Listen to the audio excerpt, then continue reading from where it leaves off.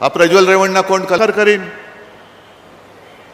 माझं स्वप्न सोडून द्यावं, तुम्ही माझ्या गोरगरिबाची झोप उडवलेत आणि तुम्ही तुमच्या सगळ्या मालमत्ता एकदम भरपूर करून ठेवलेल्या आहेत. हे आता याच्या पुढे होता कामा नये. आणि तुम्ही जर का एकवटलात जसे आज दिसतायत, हे एकवटल्यानंतर कोणी किती मोठा असू दे, जेव्हा सर्वसामान्य माणसं एकवटतात ना, तेव्हा किती मोठा माणूस असला तरी तो कोलमडून पडल्याशिवाय राहत नाही. हा या देशाचा इतिहास आहे.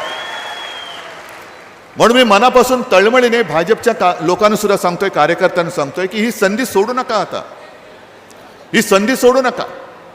पुन्हा आपल्या या सिल्लोडमध्ये गुंडागर्दी दहशतीचं राज्य तुम्हाला पाहिजे असेल, म्हणजे भाजपच्या कार्यकर्त्यांना पाहिजे असेल, पण ते हवंय असं मला वाटत नाही. जो सच्चा भाजपचा कार्यकर्ता आहे तो नक्कीच या गुंडागर्दीच्या विरुद्ध नव्हे, ती गुंडागर्दी मोडून टाकल्याशिवाय राहणार नाही, हे सुद्धा मला माहिती आहे. चला आपण सगळे एकत्र येऊन पहिल्यांदा ही गुंडागर्दी मोडून काढूया आणि मग त्याच्यानंतरचे जे आपले